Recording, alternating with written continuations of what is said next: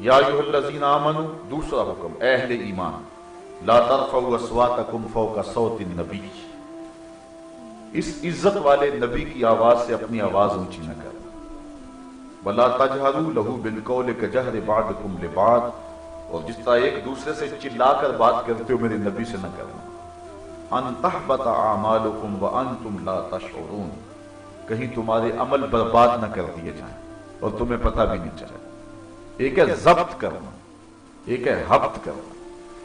جو چیز ضبط ہو سلو پر واپسی ہو جاتی ہے، اور جو چیز ہبط ضائع کر دی جائے وہ ناراضگی ختم بھی ہو واپس نہیں ہو۔ کہا میرے نبی کی آواز سے تمہاری آواز بھی اونچی ہو گئی تو عمل ضائع کر دوں گا، تمہیں پتہ بھی نہیں چلنے دوں گا، تم سمجھو کہ ہمارے دامن میں بڑی نیکیاں ہیں لیکن پلے میں کچھ بھی نہیں ہوگا، سارے اعمال لٹ جائیں گے اگر میرے نبی کی آواز سے تمہاری آواز بھی اونچی ہو۔ یہ اتنی نازک بارگاہ ہے۔ علامہ اقبال علیہ رحمہ نے عزت بخاری کے شعر کو اپنے کلام میں درج کیا ہے، ادب گاہیست زیر آسماں از عرش نازک تر، نفس گم کردہ می آیت جنید و بایزیدی، کہتے ہیں یہ وہ عزت والی بارگاہ ہے جہاں جنید بغدادی اور بایزید بسطامی آئے، وہ بھی سانسوں کو روک کے آئے، یہاں سانسوں کا شور بھی بے ادبی کہلاتا ہے۔ یہ اتنی عظیم المرتبت بارگاہ ہے کہ یہاں آواز کا لہجہ بھی بلند نہ ہونے پائے، اور صحابہ سایت کریمہ کے نزول کے بعد اپنی آوازوں کو اتنا پست رکھتے تھے کہ حضور کی موجودگی میں جب بات کرتے تو سرگوشی کے انداز میں کرتے، اور یہ حضور علیہ السلام کی حیات ظاہریہ میں بھی حکم باقی تھا، اور حضور کے وصال با کمال کے بعد بھی حضور کے روضہ نور کے پاس یہ ادب، اس کی رعایت کرنے کا حکم امت کو آج بھی باقی ہے کہ آواز کو اونچا نہ کیا جائے۔ بلکہ امام مالک کی سنت، جنہیں امام دار الہجرہ کہتے ہیں، امام دار الہجرہ اس لیے کہتے ہیں مدینہ کے ناموں میں سے ایک نام دار الہجرہ ہے، اور یہ ساری زندگی مدینہ شریف میں رہے، صرف زندگی میں ایک حج کیا، دوسری مرتبہ نہیں گئے۔ کسی نے کہا کہ آئیے نا حج کرنے کے لیے چلیں، حضرت امام مالک نے کہا فرض تھا میں نے ادا کر لیا، کہا نفلی حج بھی تو کیا جا سکتا ہے، تو امام مالک کہنے لگے میں نہیں نکل سکتا شہر مدینہ سے، کہیں مدینے سے باہر موت نہ آ جائے۔ حضور علیہ السلام نے ارشاد فرمایا جس کو استطاعت ہو کہ وہ مدینے میں فوت ہو تو وہ مدینے میں مرے، جو مدینے میں فوت ہوگا میں اس کے ایمان کی ضمانت دوں گا۔ یہ بہت بڑی سعادت ہے۔ میں نے ڈاکٹر کے بی نسیم صاحب کو جواز المدینہ ہوٹل کے تہ خانے کے اندر دیکھا، ایک بوڑھے شخص کے ساتھ وہ رہتے تھے، کسی زمانے وہ پشاور یونیورسٹی کے شعبہ فارسی کے انچارج رہے ہیں، بہت بڑا نام ہے، حضرت سلطان باہو علیہ رحمہ کی جتنی کتابیں فارسی سے اردو میں انہی نے منتقل کی ہیں، تو یہاں ان کا خاصا کام تھا، پہچان تھی، عزت تھی۔ مجھے بھی پتا تھا کہ یہاں کیوں رہ رہے ہیں، لیکن میں نے ان کو اس کے باوجود کہا کہ حضرت آپ یہاں کیوں رہ رہے ہیں؟ ان کی آنکھوں میں آنسو آ گئے، کہنے لگے میں صرف موت کا انتظار کر رہا ہوں۔ اس مرتبہ جب ہم حضور کے دیار نور پہ گئے تو ایک دن عصر کی نماز پڑھ کے باہر نکلے تو بقیع کی جانب جہاں دار التجہیز بنا ہوا ہے، جن لوگوں نے شہر نور دیکھا ہے وہ منظر سامنے آ گیا ہوگا، تو وہاں عصر کی نماز کے بعد ہم چائے پینے کے لیے بیٹھ گئے۔ ایک بوڑھا شخص جس کی عمر 70 سال کے قریب ہو، اس کی ایک ٹانگ لکڑی کی تھی، وہ ہمارے پاس آ کر کے بیٹھ گیا، اور اس انداز سے اس نے حضور کی سنت داڑھی کو خراج پیش کیا کہ اگر ہمارے موجودین میں سے اگر کسی شخص کے چہرے پہ حضور کی سنت کا نور نہ ہوتا تو ممکن نہیں تھا کہ وہ دوبارہ داڑھی منڈوا دے۔ اس انداز سے اس نے حضور کی سنت کو اتنے میٹھے لہجے کے اندر خراج پیش کیا، اور مغرب کا وقت قریب ہو گیا، اور شام کے میں نہیں کہتا اندھیرے چھا رہے تھے، مدینے کی شام بھی بنارس کی صبح سے حسین ہے، اس دیس کے پتھر بھی مخمل سے لگے مجھ کو، اور نور کے سانچے میں ہر خار ڈھلا دیکھو۔ مدینے کی شام بھی جو ہے وہ صبحوں سے حسین ہے، روشن ہے، بلکہ وہاں جب شام ہوتی ہے لگتا ہے دن چڑھ آیا ہے۔ تو مسجد نبوی کے میناروں سے اذان کی صدائے دل نواز آنا چاہ رہی تھی، ہمارا جی چاہ کہ ہم جلدی سے مسجد نبوی میں چلے جائیں، لیکن وہ بزرگ اپنی بات کو طول دے رہے تھے۔ ہم نے ان سے جان چھڑانے کی پوزیشن میں ان کو سلام کیا اور کہا کہ اللہ آپ کو لمبی زندگی دے، ہم جا رہے ہیں، اللہ حافظ، السلام علیکم۔ جب یہ لفظ کہہ کر کے میں واپس پلٹا تو उनके चेहरे पे मैंने देखा गुस्सा है, और मैंने जब गौर से देखा तो उनकी आंखों में आंसू थे।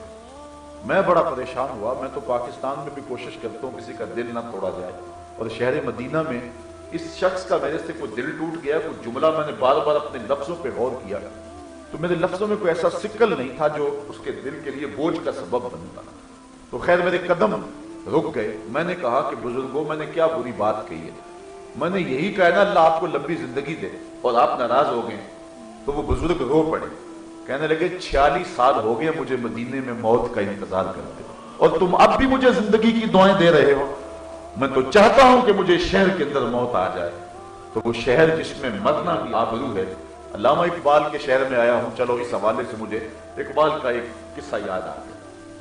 इकबाल ने भी आरज़ू की है, आप कुलियात इकबाल उठाएं, बहजूर रहमतल लिल आलमीन, इस उन्वान के साथ इकबाल की मस्तवी के अंदर एक आरज़ू है।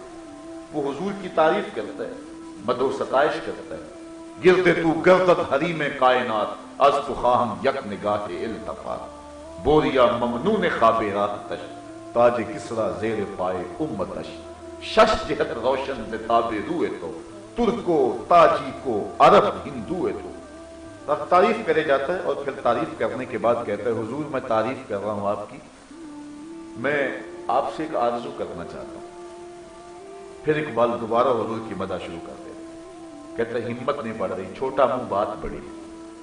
फिर उसके बाद दोबारा कहता है आप रहमतुल लिल आलमीन हैं, इसलिए मेरा हौसला बढ़ रहा है और मैं अर्ज कर रहा हूं। और वो अर्ज क्या है? कौकब रा दीदाए बेदार बख्श, मरकदे दर सायाए दीवार बख्श, मेरे मुकद्दर के सितारे को रोशनी दे दीजिए, मुझे अपने रोजे की दीवार के साये में कब्र दे दीजिए। आरज़ू दारम के मीरम दर हिजाज, मेरी आरज़ू यह है कि मैं मरूं तो इस मिट्टी पे मेरी मौत आए। अच्छा, यहां तक इज्जत ही इज्जत है, लेकिन इस वाकया को बयान करने के बाद, इस अर्ज को बयान करने के बाद आप मस्त में पड़े, इकबाल के तेवर बदल गए। फिर इकबाल आसमान की तरफ सर उठा के कहता है, फिर जब मुझे ये एजाज मिल जाए तो फिर मैं इस आसमान को कहूं, लाना अपने सितारे, ला शम्सो कमर, ऐ आसमान अपने दामन में चमकते हुए ये कुमकुमे और ये सितारे जिन पे तुम्हें नाज है, जरा ले गया मेरी कब्र के जर्रों का मुकाबला तो करके दिखा। चूंकि मेरी कब्र कूचा महबूब में बनी हुई है, तेरे सितारे मेरी कब्र के जर्रों का मुकाबला नहीं कर सकते हैं। तो हजरत इमाम मालिक सारी जिंदगी हुजूर के दरे नूर पे रहे। बोलो बराज के लिए आप मदीना शरीफ की हदूद से बाहर निकलते, तेजी से दौड़ते, फिर वापस पलट आते और कहते कहीं बाहर मुझे मौत ना आ जाए। और आपके अक्सर कंधे जख्मी रहते थे, और कंधे जख्मी इसलिए रहते थे कि दीवारों के साथ लग लग के चलते थे, गलियों में नहीं चलते थे कि हुजूर के कदमों के निशान पे मेरा कोई कदम ना आ जाए। ये इमाम मालिक की मोहब्बत। 40 साल तक हजरत इमाम मालिक ने हुजूर के रोज़ाए नूर के पास बैठ के दर्स हदीस दिया।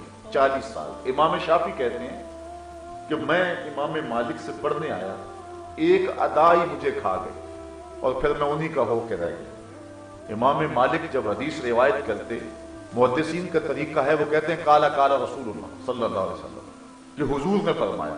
लेकिन इमाम मालिक हुजूर के रोजे के पास ही बैठे थे और रोजा की तरफ इशारा करके कहते काला काला साहिबो हाज़ल मज़ार, इस मरकदे नूर के मकीन ने कहा है। तो कहते हैं कि लफ्ज खा गए मुझे और मैंने कहा मैं नौकरी करूंगा सारी जिंदगी शख्स की। फिर इमाम शाफी ने एक तवील अरसा इमाम मालिक की सोहबत में गुजारा। इमाम मालिक ने 40 साल तक हुजूर के रोज़ाए नूर के पास बैठ के दर्स हदीस दिया और 40 साल में एक बार भी ऐसा नहीं हुआ कि किताब के वर्क के पलटने की आवाज भी पैदा होने दी।